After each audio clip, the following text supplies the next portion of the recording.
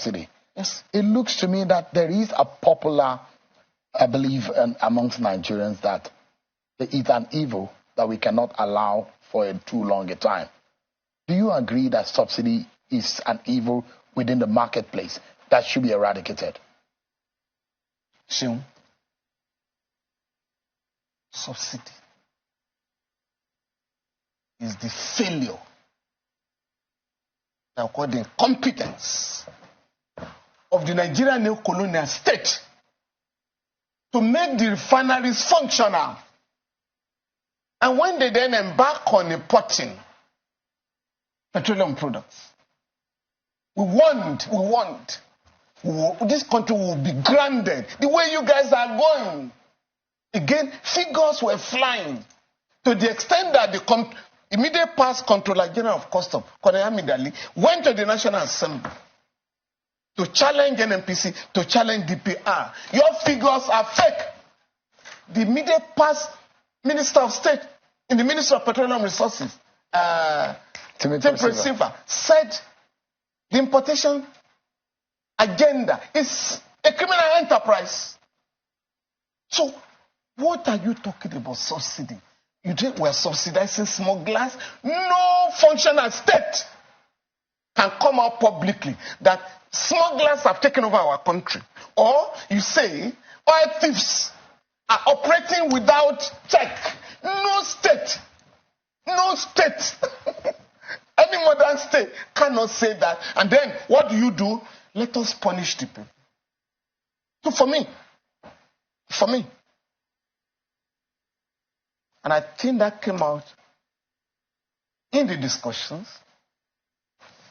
in the NSC meeting today, that this is not a question of we no go grey. It's not a we no go grey agenda. We must now look at the economy holistically and challenge the reckless dollarization of the economy. Why must I be looking for dollars in my country? Why should some schools be collecting dollars as fees? I mean, school fees, rents being collected in dollars. Some fees are paid in dollars for professionals. By the CBN Act, that is illegal. No, it's illegal. Section 20. The legal tender in Nigeria shall be naira and kobo. It's illegal. It's a criminal offense. No transaction must be made or should be made in any currency other than naira. Other than naira. That's the law. They haven't amended the law. But these guys have ruined the economy by spending dollars so irresponsibly. Mr. Falana, if the NLC go ahead, if the federal government says it won't, well, the issue of subsidy must go, and it has to go. You see, just a moment, sir.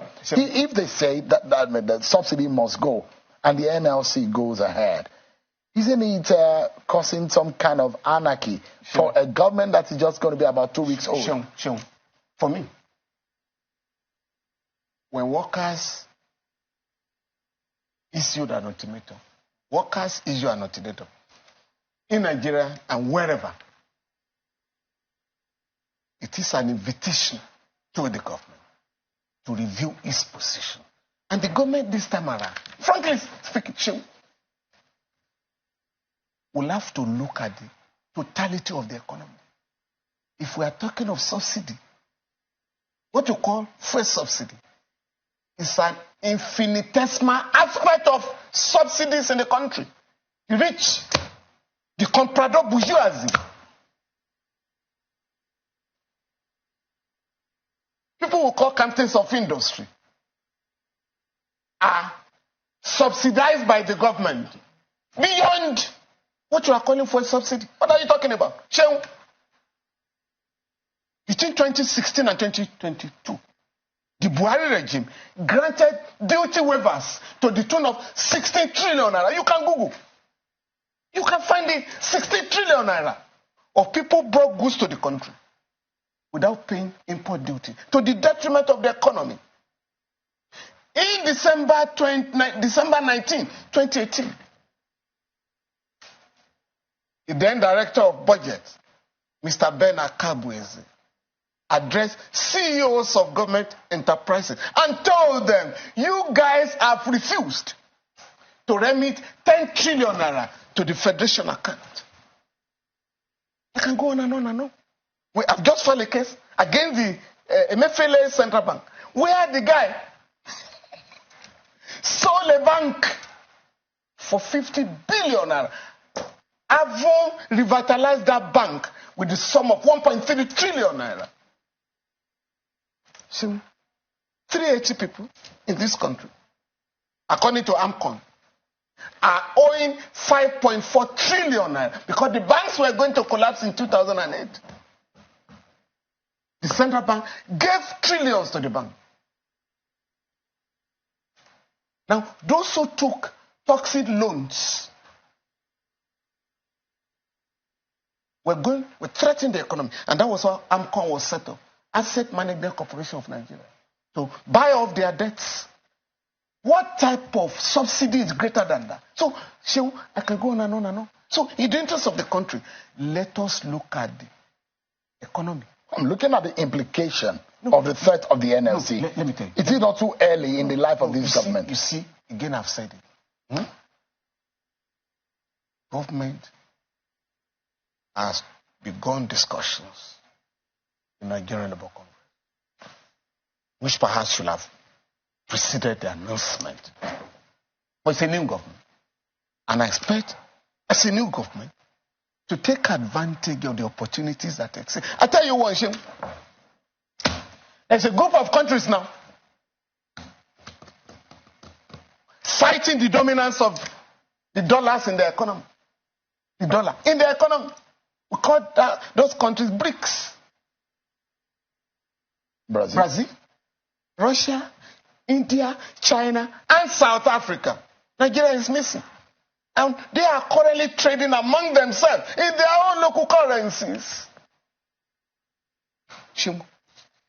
And I have suggested this publicly. Kenya was spending $500 million per month to import petroleum products. The leadership of Kenya met with the leadership of Saudi Arabia. We are unable to mobilize dollars. Can we have an arrangement? So, Saudi Arabia agreed, we shall be supplying you petroleum products. But you pay us in shillings. China 5 years ago entered into a currency swap agreement with Nigeria. All Nigerians who are buying goods in China pay naira. For our own business here, pay yuan. The IMF and World Bank did not allow that arrangement. So, for me, this government has an opportunity to look at the economy holistically. Look at what is going on with the demand, the struggle